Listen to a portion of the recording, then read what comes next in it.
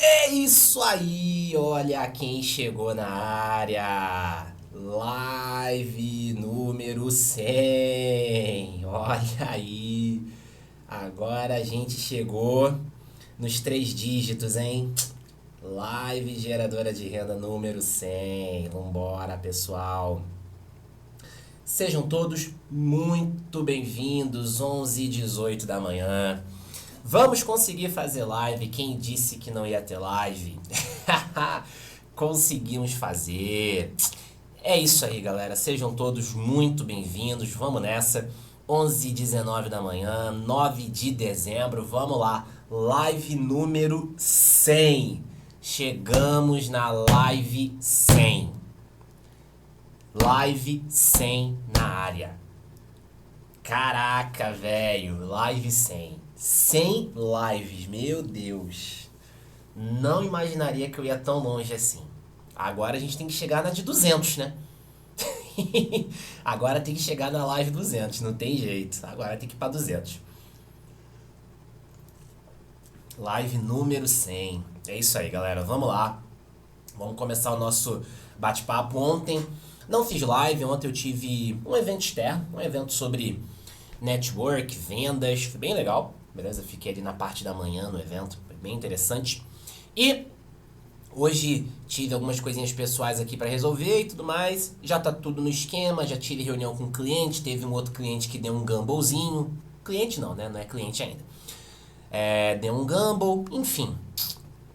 O fato é, estamos aqui reunidos agora para fazer o nosso bate-papo. E antes da gente começar, aquele recadinho, tá? Para quem não sabe, eu me tornei assessor de investimentos na XP, tá? Então, quem tiver interesse em ter ali o meu acompanhamento, ter ali o acompanhamento da carteira de investimentos, pode me chamar no direct. Quem está assistindo aqui no Instagram pode me chamar no direct. Quem está assistindo a gravação aí no YouTube, o meu Instagram tá aqui na descrição, pode me mandar uma mensagem, tá?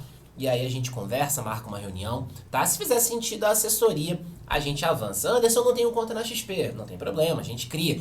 Anderson, eu já tenho conta na XP, como é que eu faço? A gente troca a assessoria. A gente conversa, marca a reunião e daí a gente avança. Beleza? Lembrando que a assessoria não é um processo pago. Você não vai desembolsar dinheiro para ter o meu acompanhamento. Quem me remunera é a própria XP. Beleza? Galera, vamos lá. Vamos trazer aí os nossos comentários sobre fundos imobiliários. Já vou começar aqui com uma notícia que é a seguinte: fundo imobiliário tomba quase 11% após anunciar menor dividendo da história. Veja o que aconteceu. Vamos lá, vamos dar uma olhadinha aqui, ó. O que tá rolando?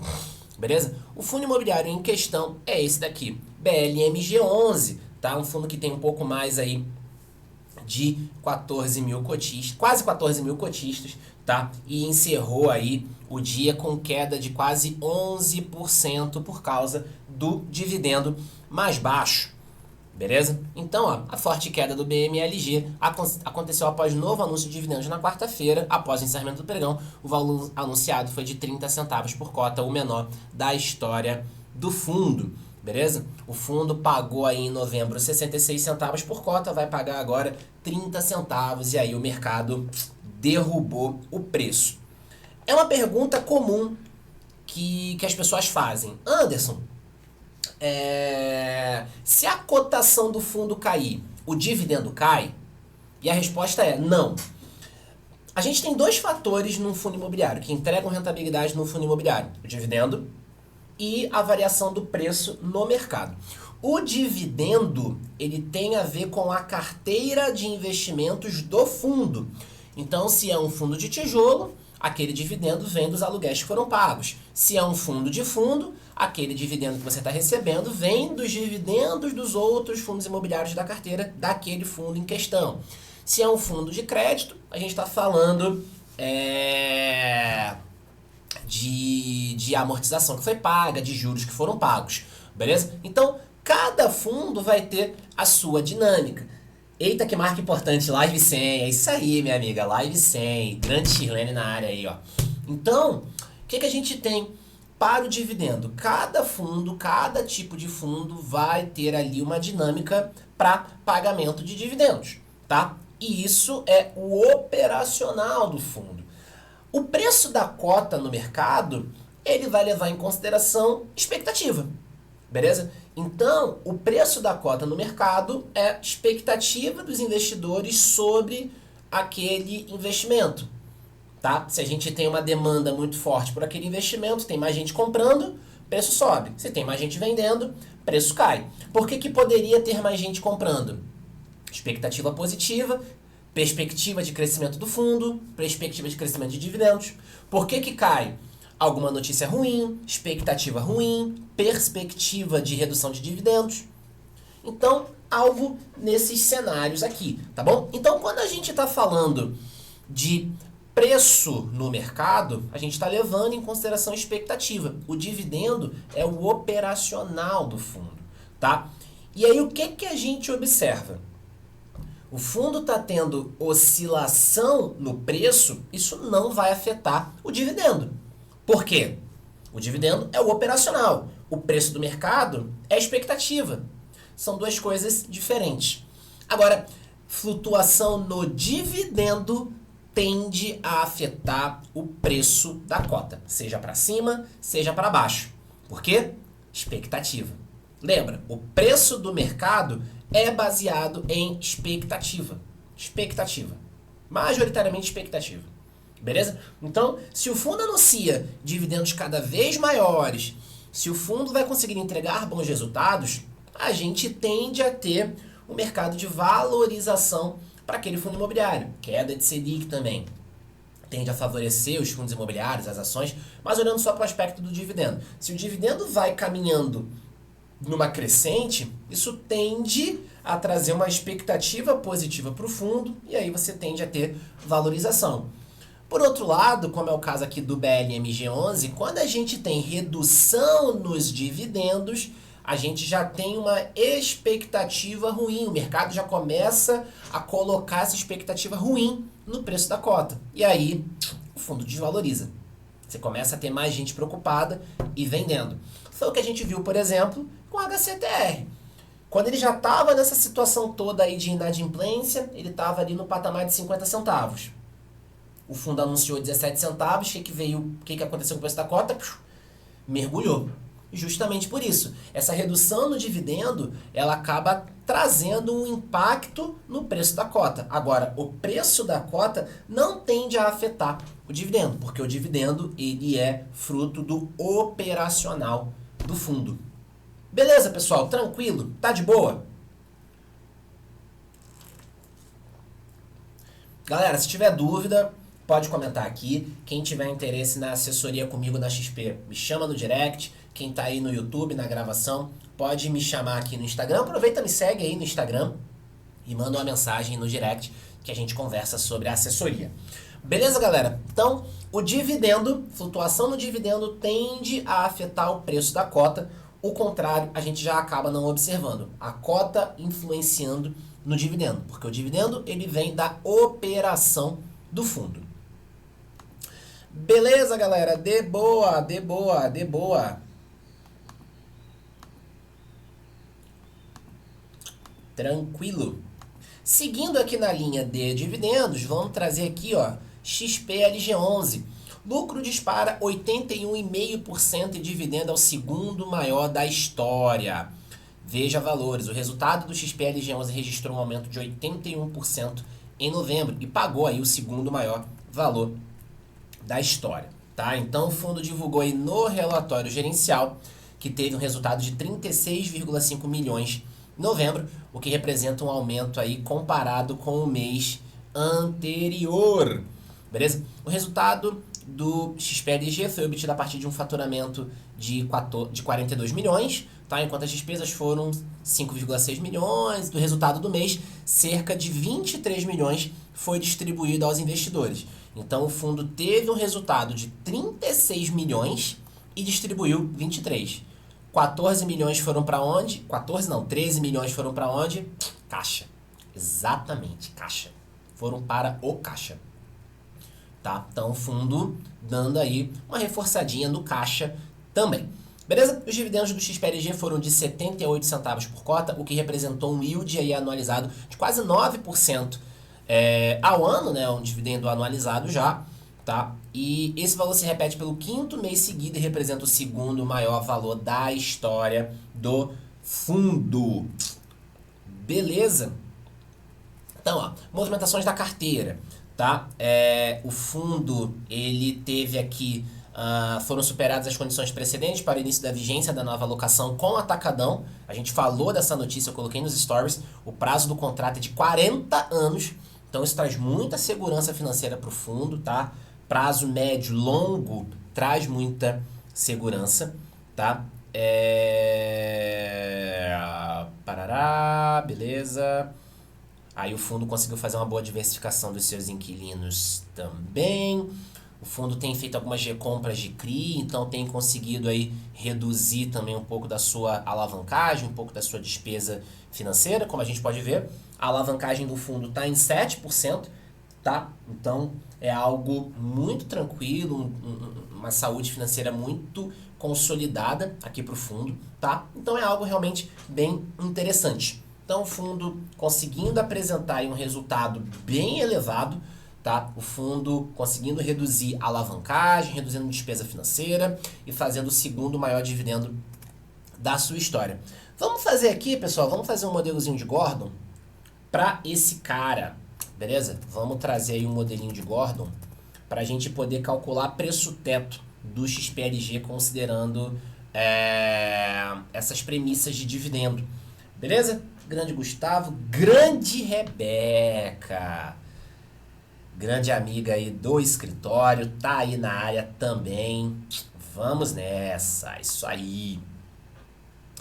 Pessoal, vamos lá, vamos fazer o preço teto aqui do XPLG. Lembrando, tá? Eu, como assessor de investimentos, eu não posso fazer recomendação de ativo, tá? Então, o meu trabalho é simplesmente acompanhar ali carteira de investimentos dos clientes que estão na XP, tá? Então eu não posso fazer recomendação, então não entenda isso como uma recomendação de compra ou venda, tá? Eu só estou fazendo a aplicação do modelo de Gordon considerando algumas premissas, tá? Então não interpretem isso como recomendação de compra ou de venda, beleza? Importante deixar isso claro aí.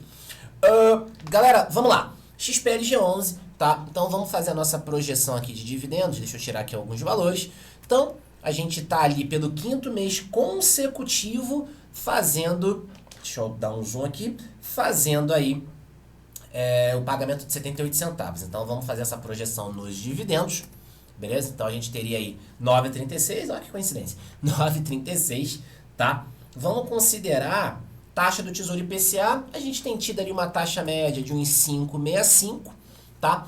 Prêmio de risco, galera, a gente pode, eu gosto de assumir entre 2% e 4%.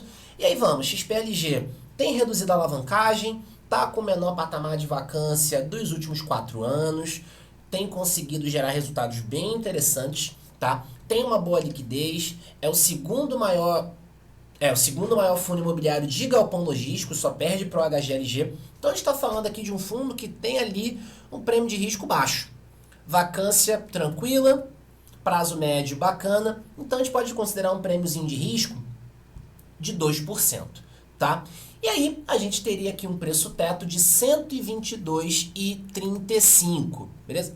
Peraí, fiz errado aqui.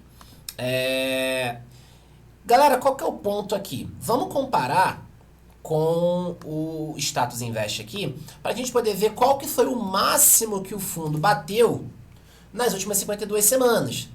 Então, ó, a gente vê que o valor atual do fundo está em 106,27, beleza? 106,27. O máximo que ele bateu nas últimas 52 semanas foi de 115.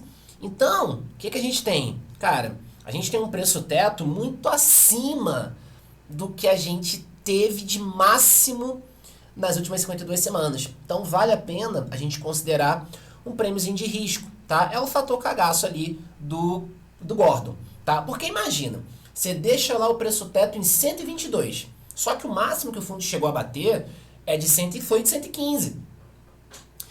Ah, porra, mas Anderson, o fundo pode valorizar e bater 122. Pode. Mas e se o mercado virar antes? Se a gente começa a ter um cenário mais pessimista antes disso, você comprou, sei lá, o fundo a 118, sei lá, vamos supor, 116, que seja. Aí o mercado vira. Você vai começar a ter uma percepção ruim na sua carteira. Você vai começar a ver uma rentabilidade bem negativa.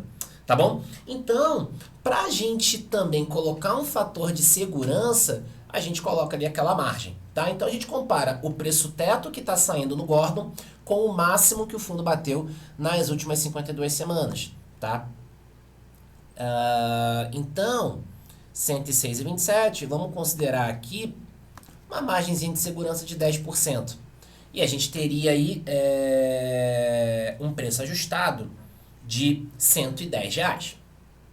Beleza? Então, considerando uma margem de segurança de 10%, a gente teria aí um preço teto ajustado de R$ 110, 110,12, tá? Então, o preço do fundo está ali a 106,27, tá? O máximo que ele chegou a bater foi 115,53, tá? E aí, considerando essas premissas de cálculo, a gente teria ali um preço teto ajustado de R$ 110. Então, seria um preço ainda com uma margem de segurança. Se você quiser diminuir um pouco essa margem, se colocar 5%, a gente ficaria com um preço ajustado de 116,24. Coloca uma faixa intermediária aqui, 113,18. Estou colocando no meio do caminho aqui. Ele considerou 8%. 113,18. Beleza? Então, a gente precisa ter aquele bom senso. Porra, o preço teto deu muito acima do máximo que o fundo chegou a bater nas últimas 52 semanas. Cara, vamos colocar uma margenzinha de segurança, porque se as minhas premissas estiverem muito otimistas, pelo menos a margem de segurança vai dar uma corrigida aqui no que eu tenho. Agora, se fazendo aqui as premissas, claro, tentando ser o mais realista possível, se o preço teto já deu abaixo do preço de mercado, então nessas condições o fundo já estaria caro, não precisa nem aplicar a margem de segurança, o fundo já estaria caro. Se o preço teto desce abaixo do máximo das 52 semanas, aí também não faria sentido você aplicar uma margem de segurança, beleza? Justamente porque, poxa, o preço teto já está abaixo do máximo que o fundo bateu. Então você já estaria, digamos, numa condição mais segura, vamos dizer assim. Beleza? Fazendo esse preço aí abaixo do máximo das 52 semanas. Maravilha, pessoal. De boa. Tranquilo. Se vocês tiverem algum outro fundo de tijolo que vocês querem que eu faça aqui o modelo de Gordon, pode mandar aí nos comentários, tá bom? Ficou claro, galera? Tá tudo certinho? Qualquer dúvida, pode comentar. Quem tiver interesse na minha assessoria lá na XP, pode me chamar no direct também. A gente marca uma reunião, te apresento o escritório, te apresento como é que funciona o modelo de assessoria. E daí, se fizer sentido para você, a gente avança. Quem está assistindo a gravação no YouTube, o meu Instagram tá aqui na descrição do vídeo. Pode clicar aí, pode me chamar. Aproveita e me segue, todo dia tem live. Estamos aqui com a live 100. Essa é a 100ª live que eu estou fazendo, a live geradora de renda é a 100ª, desde quando eu comecei a contar, beleza? E aí, quem tiver interesse aqui na assessoria, que está assistindo pelo YouTube, pode me chamar aqui no Instagram, manda uma mensagem e boa, beleza? Quem está aqui já no Instagram, pode me chamar no direct, manda uma mensagem, poxa, olha, eu estava na sua live, quero saber mais da assessoria, pode me chamar? Beleza, a gente conversa, marca uma reunião e boa. Beleza? Tranquilo? Tá? Então, quem tiver interesse na assessoria, me chama no direct. Quem tiver dúvida, manda aqui nos comentários. Tá bom? Vamos nessa. Deixa eu terminar um café aqui.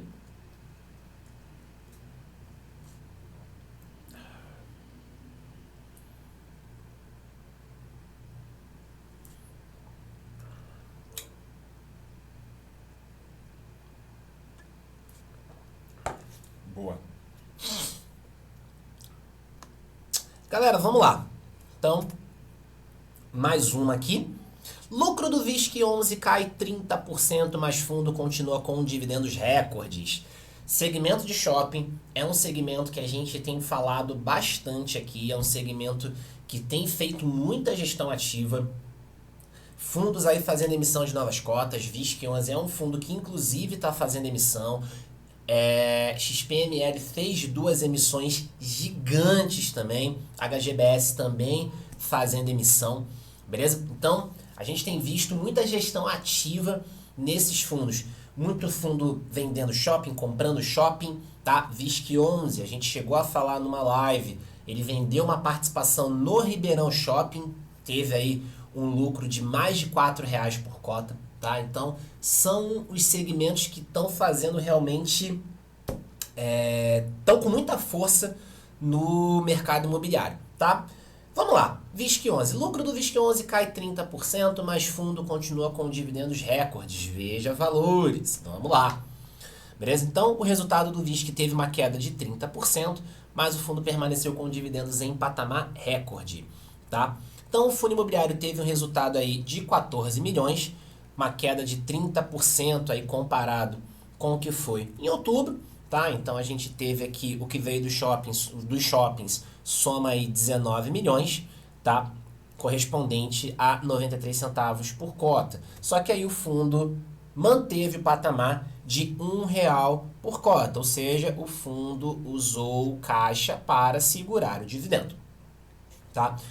O VISC11, no relatório dele, quem olhar lá vai ver, eles têm um guidance de distribuição ali entre 95 centavos e R$ 1. Tá? É um guidance, é uma projeção, não significa promessa de retorno, tá? Mas é uma projeção de manter entre 95 centavos e R$ 1. Tá? O fundo está ali mantendo na casa de R$ 1 por cota, beleza? E aí, ó, nesse parágrafo aqui a gente vê.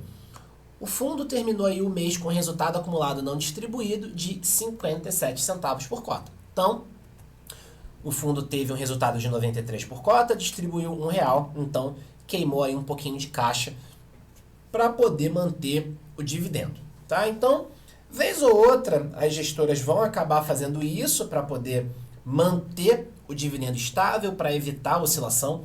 Lembra, né? O começo da nossa live foi sobre flutuação no preço por conta dos dividendos, mas também é preciso olhar se esse movimento ele está sendo deliberado ou se é pontualmente. Tá? Às vezes você pode ter um resultado não muito bom, aí o fundo vai e usa um caixa para poder segurar o dividendo. Agora, se o fundo fica usando o caixa recorrentemente, aí ele está tentando segurar o investidor por conta de dividendo. E ele está queimando caixa. Então ele pode acabar ficando numa posição ruim por causa de alavancagem. Então, o uso do caixa pela gestora, tá, para poder pagar o dividendo, a gente precisa olhar como é que está essa dinâmica. Pô, o fundo pagou R$ 1 por cota, usou caixa, mas o fundo ainda tem uma gordurinha saudável, vamos olhar como é que está a alavancagem, o que o fundo tem em caixa, beleza. Então, que se o fundo começa a usar caixa para segurar o dividendo, ele pode acabar ficando sem grana para pagar a alavancagem. Se ele fica sem grana para pagar a alavancagem, o que ele vai ter que fazer? Ou ele vai ter que vender imóvel, ou vai ter que chamar a emissão. Só que, se você estiver no momento ruim para venda e no momento ruim para emissão, o fundo se lasca. Beleza? O fundo se lasca. Como é o caso, por exemplo, do XPPR. O XPPR está num cenário muito complicado para emissão, tem como fazer emissão, e está tendo que vender imóvel para poder pagar a alavancagem. Vacância lá em cima, o fundo não está conseguindo gerar resultado. Beleza? Aqui é um outro cenário, mas o uso do caixa de forma deliberada para segurar dividendo pode ter esse impacto aí num cenário mais extremo. Tá bom? Beleza, galera? De boa?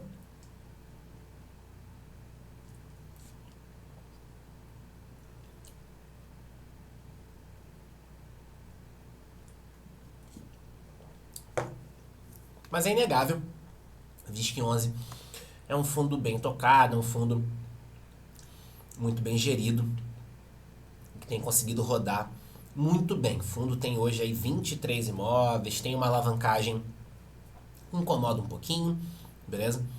Mas nada muito preocupante. Maravilha, pessoal, tranquilo, de boa.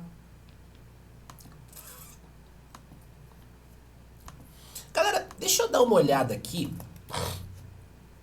Foi anteontem. Eu recebi uma mensagem de um amigo perguntando do VISC. Desculpa, do VILG. Fundo de galpão logístico da 20, beleza?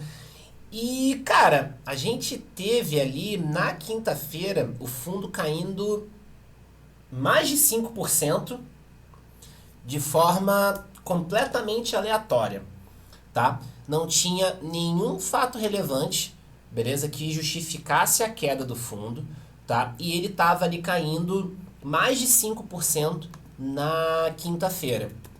Deixa eu até colocar o gráfico aqui para vocês verem. O fundo caiu absurdamente foi na quinta-feira. O fundo veio com uma queda vertiginosa. Deixa eu mostrar aqui para vocês, ó. E aí esse meu amigo mandou mensagem: Anderson, você tá sabendo de alguma coisa do VILG? O que tá rolando e tal? Porque o fundo tá caindo grotescamente, ó. O fundo começou em 96 na quinta-feira. E aí ele fechou, ó, aqui. Ó, o fundo fechou, ele até deu uma suavizada aqui na queda. Ele fechou com uma queda de 3,7%. Mas aí pegando de quinta até ontem, o fundo fechou com uma queda de quase 5%. Quase 5%. Só que quando você vai olhar relatório gerencial, comunicado no mercado, você não encontra nada que justifique essa queda muito forte naquele dia, tá? Inclusive na própria quinta-feira saiu o relatório gerencial do fundo, tá? De noite, e eu até mandei para esse meu amigo. Eu falei, cara, olha, saiu o relatório gerencial, mas a princípio tá tudo normal. O que a gente tem, talvez, que possa estar pressionando um pouco aqui o fundo? Ó, a gente tem aqui uma receita média de aluguel, o VILG, tá com resultado ligeiramente abaixo do que o mercado tem praticado. A gente está observando aqui uma redução na taxa de ocupação, ou seja, está tendo um aumento de vacância. O fundo está tendo uma vacância maior do que a média de mercado, tá? O fundo hoje está com uma vacância de 13,4%, tá? Mas o fundo está com uma inadimplência bem tranquila, tá? O fundo tem bons imóveis, tem 15 imóveis, tá? Toque Stock é quem tem a maior participação, tá? Chegou a ter no início do ano ali um probleminha com Toque Stock, teve um ajuizamento aqui de uma ação de despejo por causa de um aluguel que o Toque Stock não pagou, mas isso já foi resolvido, tá? Então você vê que o fundo, ele, a princípio, tem bons fundamentos, tem boa diversificação geográfica, né? A maior parte dos contratos são típicos, então traz uma segurança um pouquinho maior em curto prazo, um cenário mais pessimista. Contrato atípico traz mais segurança para longo prazo, mas a princípio o fundo tá rodando bem, não tá tendo uma evolução muito boa de ocupação, tá tendo um aumento aqui de vacância gradativo, mas a princípio o fundo tá legal, tá? Não é o melhor fundo de galpão logístico, mas ele tá ali, beleza? E daí não tem nada que justificasse. Tanto que, ó, ontem, com o comunicado do mercado, esclarecimento de consulta B3 CVM. Quando a gente tem uma oscilação muito forte no mercado, a princípio, isso, e sem justificativa, isso chama atenção. Então a CVM, a B3, elas vão em cima da empresa e do fundo e falam: ops, queridinho, o que tá acontecendo aí? Tem alguma coisa acontecendo com o fundo aí que você não falou pra gente? Bota na roda, bota no ventilador. É basicamente isso, tá? Então, ó, aqui é o comunicado da administradora, aqui falando, explicando o que pode ter acontecido, tá? Então, ó, prezado senhor, tendo em vista as últimas oscilações registradas com a cota de emissão do fundo, o aumento do número de negócios, da quantidade negociada conforme demonstrado abaixo, tá vendo? Ó? O fundo pega aqui, ó, a CVM, a B3, eles pegam aqui na risca, tá vendo? Não sei se vocês já viram esse documento. Isso aqui é a CVM e a B3 cobrando, ó. Teve alguma coisa demais aí que você não falou pra gente? Por que tá acontecendo isso aí? Explica esse negócio pra gente. Tá vendo? Isso aqui, ó. Então, ó, dia 7/12, que foi justamente na quinta-feira. Olha o que a gente teve de oscilação, 5%. A gente tava tendo altos e baixos aqui, realização de lucro, queda, pá. Uma queda de 5%, tá? Um aumento significativo na quantidade de negócios e olha o volume transacionado. Cara, é quase... isso aqui é o dobro da última transação. Beleza? Se a gente for perceber, se a gente for olhar, ó, a gente tem um aumento aqui significativo do dia 6 e do dia 7.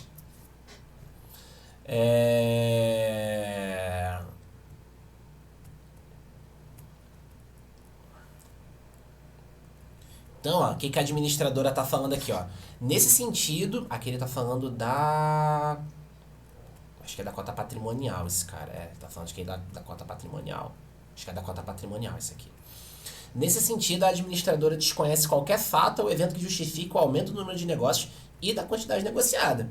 Ou seja, o que a administradora está falando? Gente, eu não estou sabendo de nada, eu não sei de nada o que está rolando aqui. Beleza? Então, a princípio, não tem nada, mas vamos ver o que vai desdobrar dessa novela aqui. Tá? Realmente é uma queda significativa, como vocês puderam ver, foi uma queda de mais de 5% no dia, comparada à abertura e o último negócio. Ontem o fundo teve uma quedinha também, e é isso que acontece. Então, quando você tem uma variação muito grande no volume de negociação, no preço da cota, a CVM e a B3 elas vão em cima para saber o que aconteceu. Deixa eu até pesquisar o DEVA. Deixa eu ver o DEVA 11. Porque a gente chegou a falar disso na semana passada. O fundo estava tendo... Caía 7, subia 7. Não sei se teve algum pedido de esclarecimento. Não teve. Não. A CVM acabou não indo em cima aqui. Mas teve essa oscilação no VILG e o administrador veio em cima. E a CVM vem em cima. Então é isso que acontece. Beleza, pessoal? Quem tiver dúvida, pode comentar aqui embaixo. Grande Stephanie aí na área. Bem-vinda. Bora. Então, galera, a princípio, VILG 11 sem maiores complicações aqui. Beleza? A princípio, VILG 11 sem maiores complicações.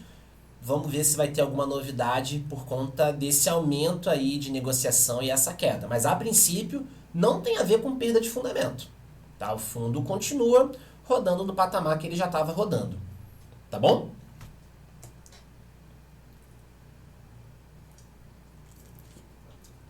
Boa. Galera, quem tiver dúvida, pode comentar aí embaixo, pode mandar aqui nos comentários. Beleza? Quem tiver interesse aí na minha assessoria, só me chamar no direct. Quem tá assistindo aqui no YouTube, pode vir aqui no meu Instagram. Me chama no direct, a gente conversa melhor sobre a assessoria da sua carteira de investimentos comigo na XP. Beleza? Show de bola. Vamos lá, galera.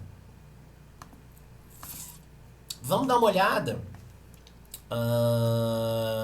Fundos imobiliários, seu dinheiro. Vamos ver o que a gente tem aqui de informações, de notícias de fundos imobiliários aqui no seu dinheiro.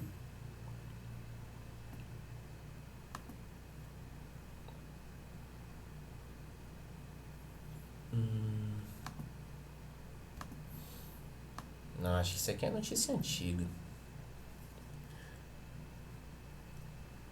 Não, isso aqui é só notícia antiga, peraí. Não, setembro isso aqui não, peraí, pô.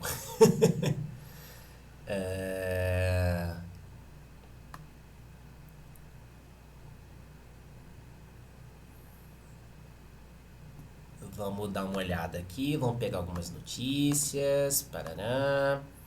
Mais notícias. Deixa eu pegar mais algumas aqui.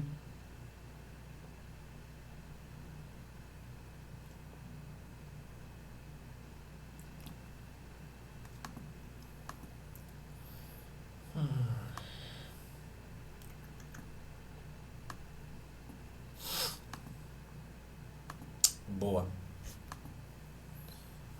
Vamos lá, galera. Então, vamos trazer aqui a notícia aqui do 7 de dezembro. Fundo imobiliário que lucra com as compras de Natal é o favorito das corretoras para dezembro. Confira os fundos recomendados aí por 12 casas. Vamos lá, galera. Então, ó. Ver se ele tem aqui a consolidação. Não tem.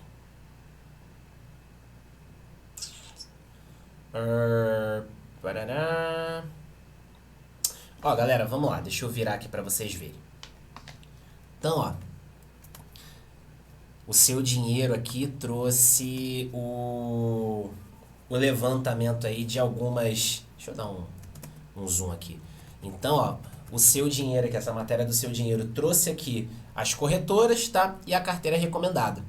Então, o fundo que está sendo mais recomendado para dezembro, BTLG. Beleza? Então, você vê que o BTLG aqui, ele está presente. Aqui são os top 3, né? Os fundos que estão no top 3 aí das corretoras em dezembro. Então, perceba, a gente tem o BTLG aparecendo aqui com mais frequência nesses parceiros aqui. Beleza? Não tem a XP aqui. Então a gente tem o BTLG aparecendo aí como o mais escolhido das casas de análise. BTLG, fundo com muita robustez, é o terceiro maior fundo imobiliário do segmento de galpão, só perde para o XPLG e para o HGLG, tá? Então, fundo aí com o maior número de recomendações. É um fundo que tem uma alavancagem baixa, boa diversificação de imóveis, anunciou aí a compra de alguns imóveis, tá, recentemente, desembolsando aí mais de 700 milhões de reais na compra. Beleza? E é um fundo que tem uma vacância histórica bem baixa, tá? Então a gente tem aqui alguns outros fundos sendo recomendados. BRCO, fundo de galpão logístico, que também sofreu uma queda considerável essa semana, tá? É um fundo que tem tido uma certa dificuldade aí nesse final de semestre, tá? Esse segundo semestre para o BRCO tem sido um semestre complicado, muito anúncio de rescisão, Magalu, Grupo Pão de Açúcar, então, acho que teve Carrefour também. Então o fundo tem tomado alguns pedidos de rescisão antecipada aí. Vamos ver como é que o fundo vai conseguir desdobrar. A gente tem também o HGRU, fundo de galpão, fundo de renda urbana, fundo com muita robustez. HGLG, um fundo de galpão logístico, o maior fundo de galpão logístico da Bolsa. Essa semana, inclusive, a gente falou aí da troca da gestão da Credit Suisse para o Pátria. A equipe de gestão vai migrar também, então a gente vai ter aí a continuidade dos serviços, as taxas vão continuar as mesmas, tá? Mas a gente vê que para dezembro o queridinho é o BTLG. É um fundo que a princípio tem bons fundamentos aí, a princípio é um fundo imobiliário que roda bem. Beleza? Tranquilo? De boa? Então, galera, vamos lá. Fechamos aqui.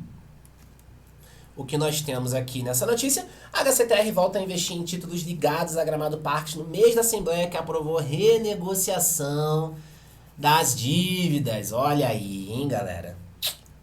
A Hectare, gestora do fundo, disse que não irá se pronunciar sobre o assunto. Já a Fortsec, emissora da ativos, destacou que é mérito da securitizadora ter conseguido manter os títulos fora da recuperação judicial da companhia.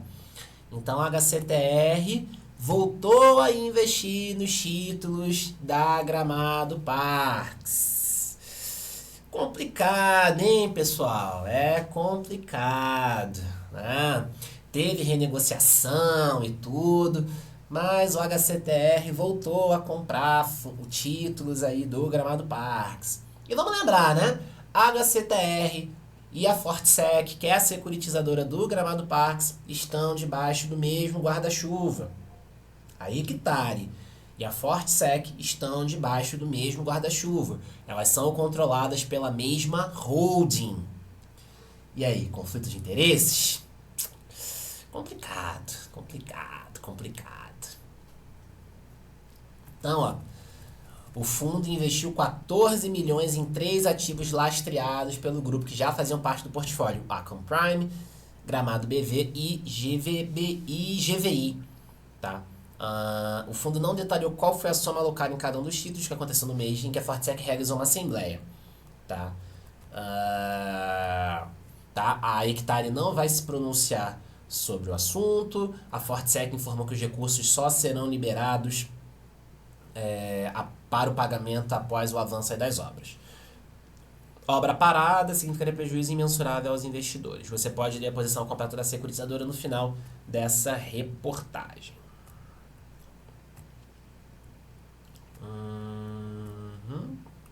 Então aqui, ó. O que diz a Fortsec? Vamos lá.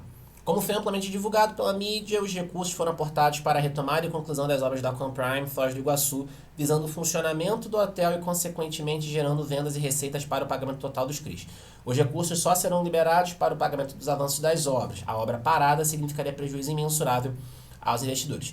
O gestor da Devan tem votado contrariamente às iniciativas de recuperação do ativo porque seus interesses não estão direcionados à conclusão das obras e, consequentemente, pagamento da operação, mas em alavancar uma pretensão pessoal e se beneficiar na forma de um acordo financeiro no bojo de uma disputa societária que não tem relação com a Gramado Parques nem com a securitizadora. Ainda sobre o crime mencionado, foram aprovados 3 meses para pagamento de 50% dos juros e em janeiro a operação poderá voltar a pagar 100% dos juros caso seja aprovado pelos investidores. Vale lembrar também que é mérito da securitizadora ter conseguido manter esse CRI fora da recuperação judicial do Gramado Parques. Tá? E aí, galera, o que eu já falei em outra live sobre a Devan, tá? Das 4 empresas que são controladas, das 3 na verdade, né, que são controladas pela RTSC, a Hectare, a Devan e a R Capital, a que eu vejo que está mais descolada de tudo isso é a Devan, tá? A Devan Asset, que é a gestora do Devan. Então, a Devan está realmente botando a Fortsec no prego, tá? Então, ó, todas as medidas judiciais tomadas pela Devan Asset contra a Fortsec, a holding RTSC, visam única e exclusivamente o cumprimento do nosso dever fiduciário e o atendimento do melhor interesse dos nossos cotistas. Beleza? Então, o fundo, a gestora, ela colocou a Fortsec na justiça, tá? Então, você tem aí dos 4 fundos envolvidos nessa polêmica, o Tord, o Devan, o VSLH e o Hectare. O que mais tá aí destoando em termos de querer que essa parada seja resolvida é a Devan, tá? A gestora do Devan. Aí você tem essa notícia aqui falando que o Hectare comprou mais um pouquinho da dívida do Gramado Parques. Cara, fica complicado um negócio desse, né? Eu tenho alguns clientes que têm Hectare. Difícil defender, né? Inclusive é até um ponto para trazer aqui. Tem alguns clientes aqui que têm Hectare na carteira, já vieram com Hectare na carteira. Então, enfim, vale a pena fazer esse ajuste. E realmente é complicado, né? Você vai investir mais na posição que te deu calote. Ainda tem toda essa questão de conflito de interesses. Fica difícil defender. Vamos ver como é que o HCTR vai desdobrar isso tudo aí. Beleza? Fundos imobiliários racham a conta dos custos de ofertas de cotas com os investidores, até mesmo aqueles que não participam da operação.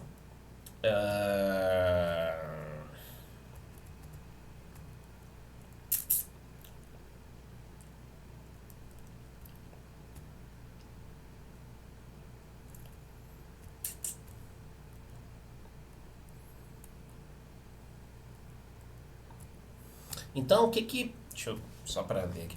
Então, o que essa matéria ela tá falando? Quando a gente tem uma emissão de novas cotas, tá? A gente vai ter ali, a gente fala isso aqui, a gente vai ter o custo da oferta. Toda oferta, todo lançamento de novas cotas tem custo, beleza? E aí é o que a gente fala, o preço da nova cota vai ser tanto, considerando o custo de distribuição, a nova cota vai custar tanto, beleza? Então você tem realmente muita gente envolvida. E aí, ó, levantamento aqui. A emissão de cotas pode chegar até 30 milhões de reais. É muita grana, tá? Então, ó, em tese, essa conta deveria caber aos próprios investidores que participam da oferta por meio da taxa de distribuição primária. O valor da taxa é definido pelas gestoras ou coordenadores com base nas despesas previstas e soma-se ao preço da emissão para formar o custo total da subscrição. Só que o que tem acontecido? Algumas gestoras têm colocado uma taxa bem pequena e tá usando o caixa do próprio fundo para poder custear a oferta. Ou seja, você acaba penalizando quem não está participando da oferta. O cara que não entrou na oferta, ele acaba tendo que custear aquilo. O que pode acontecer quando a taxa não paga a oferta de um CRI? Em primeiro lugar, vai destacar que a prática, apesar de pouco ortodoxa, não é ilegal e está de acordo com as regras da CVM, mas pode ser desvantajosa e prejudicar a rentabilidade dos cotistas. Boa.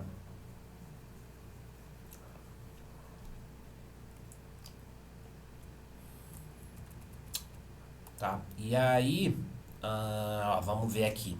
O que que pode fazer com que um gestor acabe deixando de fora ali o preço do custo?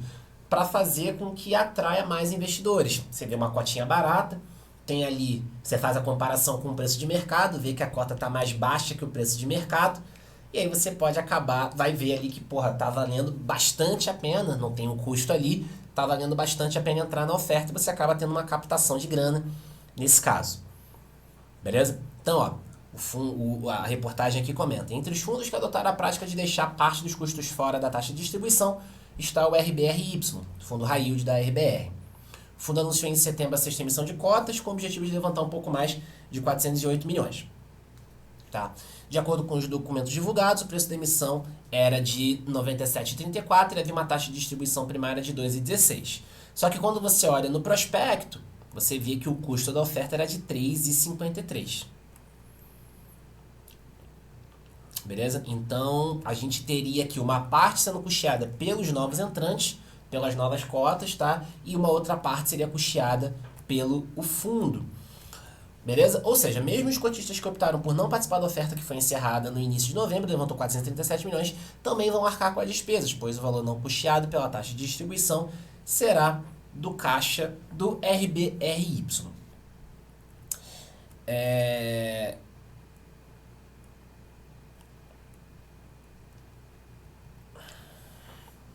Tá. Fora da taxa, dentro da oferta. Tá. Fundos imobiliários incorporam custos ao preço de emissão. Beleza.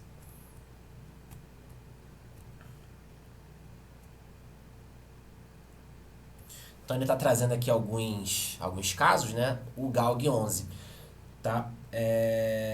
O fundo estabeleceu um preço de subscrição de 9,17, tá? Que já inclui aí um custo para o fundo de 39 centavos. A taxa de distribuição, por sua vez, é de 3 centavos.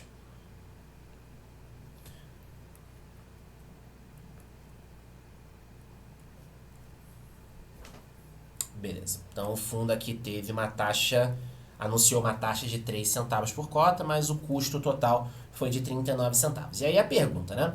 Faz sentido o fundo arcar parte dos custos das ofertas de fundo? Gestores não ligados aos fundos citados, ouvidos pelo seu dinheiro, argumentaram que não é possível fazer um juízo de valor geral sobre o procedimento de fazer o fundo cobrir parte dos custos das ofertas.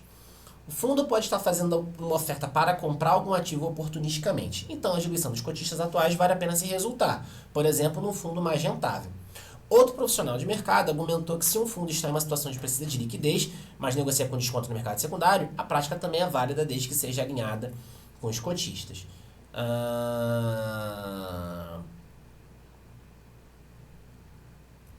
Boa. Galera, o que eu acho aqui? É evidente, tá? E aí, só pra trazer a minha opinião. O que eu acho disso tudo aqui? Cara, é evidente o seguinte: a gente tem tido algumas ofertas realmente bem caras, tá? Que realmente tem vindo num preço muito alto. O custo para fazer uma emissão é alto. Tem algumas ofertas que têm vindo realmente bem caras. E aí, porra, o fundo vai usar recursos do caixa para poder pagar a emissão. Cara, na minha visão, é para isso que o caixa tá lá. O caixa serve para isso. Para despesas. Beleza? Então, pô, mas aí você vai fazer com que a galera que não tá participando da oferta pague a emissão. Sim, você tá no fundo. Isso é uma premissa de fundo. Você tá no fundo, você tá participando do fundo. Então você só vai participar quando o fundo dá resultado? Pra mim não faz sentido. Beleza? Realmente, existem às vezes algumas cobranças que são abusivas. E aí a CVM tem que ficar de olho mesmo. Mas agora, poxa, o fundo tá captando uma parte ali para taxa, mas está fazendo um ratatá ali do restante com o caixa que tem nele. Na minha visão é válida. Na minha visão, tá? Isso é válido. Obviamente a gente tem que coibir os abusos, mas na minha visão isso é algo válido.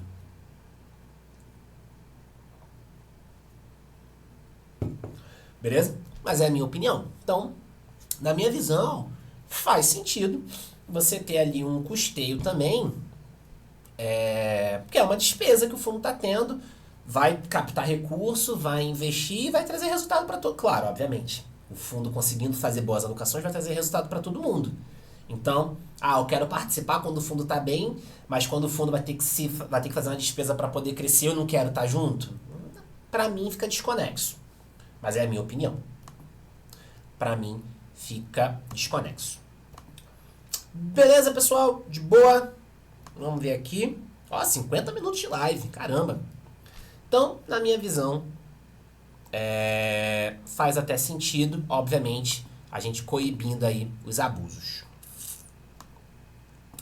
Beleza, pessoal? De boa? Tranquilo? Galera, então, por hoje era isso. Agora partiu arrumar mala para ir pro Rio de Janeiro, casar aí a minha amiga, eu e a nega estamos indo lá. Então, galera, é isso, tá? Live 100 concluída com sucesso. Lembrando, quem tiver interesse na minha assessoria, pode mandar mensagem aí. Pode me chamar no direct. Quem tá assistindo a gravação no YouTube, pode mandar mensagem, beleza? Me chama aqui no Instagram, o link tá aqui na descrição. E é isso, beleza? Live 100, estamos agora na casa dos 3 dígitos. E agora é rumo a live 200. Vamos que vamos. São só mais 100 lives. Se eu já fiz 100 lives, fazer mais 100, mole. Beleza? Então, live 200 em breve estará chegando aí na área. Beleza? Galera, muito obrigado. Quem tiver interesse na minha assessoria pela XP, pode me chamar no direct. Estamos aí para ajudar. Beleza? Me chama, a gente marca uma reunião. Se fizer sentido, a gente avança. Beleza? Galera, é isso. Muito obrigado. Tenham todos aí um excelente final de semana. Contem comigo e a gente vai se vendo, vai se falando aí ao longo do dia, ao longo do final de semana. Valeu!